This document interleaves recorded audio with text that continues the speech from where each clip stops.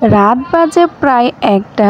আমার ভাই আমার কাছে আবদার করছে কিছু খাবে। আসসালামু আলাইকুম, কেমন আছেন সবাই? আশা করি সবাই ভালো আছেন। প্রত্যেকটাই বিবাহিত মেয়ে হয়তো ঈদের আগের দিন বা ঈদের কয়েকদিন পরে চলে যায় বাপের বাড়িতে বেড়াতে। আমার দিক দিয়ে কিন্তু অন্যরকম হয়েছে। এখন প্রায় ঈদের ১ থেকে ১.৫ মাস হয়ে গেল, আমি এখনো বাপের বাড়িতে যেতে পারলাম না। তো এই তো আমি রেডি হয়ে যাচ্ছি, এত বড় একটা ব্যাগ নিয়ে নিলাম। এই ঝোলা ব্যাগ আমার নিতেই হবে যেখানে যাই না কেন। তো সবাইকে নিয়ে আলহামদুলিল্লাহ রওনা দিয়ে দিলাম। তো যাওয়ার পথে দোকান থেকে কিছু ফল ফ্রুট বা কিছু বিস্কুট, কিছু চানাচুর নিয়ে নিলাম। এরপরে আমও নিয়ে নিলাম। আমের সিজন, তো আম যদি না নিয়ে নিই তাহলে কি আর হয়? অনেকে আবার বলবেন যে আমার 4 ছেলে মেয়েকে আমি নিয়ে কোথায় যাচ্ছিলাম। তো আমার 4 ছেলে মেয়ে না, আমার 2 ছেলে, আর 2 ছেলে মেয়ে ছিল আমার ননাসে, তাদেরকে দোকানে দিয়ে আসছিলাম। আসার সময় আমার ছেলেরা বুথ থেকে টাকা উঠাইতে চেয়েছিল প্রথম, সেখানে তারপরে এখানে আবার নেমে এখান থেকে বুথ থেকে টাকা উঠিয়ে নিল। আর আমি এখানে শপিং মলে একটু তাকাচ্ছিলাম যে কত সুন্দর করে পুতুলগুলোকে জামা কাপড় গায়ে দিয়ে দাঁড় করে রাখলো। অবাক করা বিষয় হলো,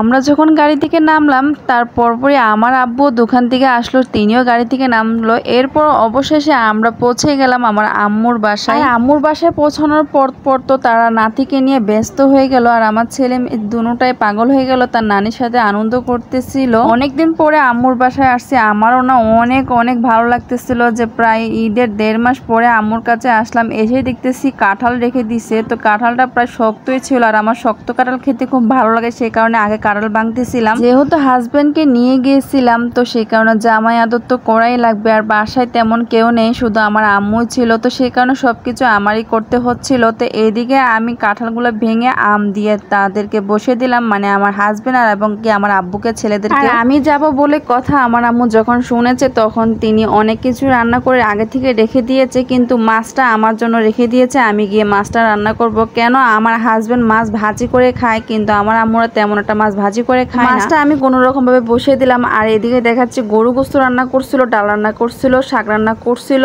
আর রান্না করছিল মাছ ভুনা। আর আমার আম্মু কিন্তু আগে থেকে মশলাপাতি অনেক কিছু বেটে রেখে দিয়েছিল আমার জন্য। আর আমি অবশ্য সবাইকে খেতে বসিয়ে দিলাম। সবাই যখন খাওয়া দাওয়া করে উঠে গেল, আমার ভাই আসছিল, তো সেটার ভিডিও করা হয় নাই, তাকেও আমি খেতে বসিয়ে দিচ্ছিলাম। আমার ভাই কিন্তু চাকরি করে, তো সে আসার পরে 1টা যখন বাজতে গেল তখন আমাকে বলে আম দিতে।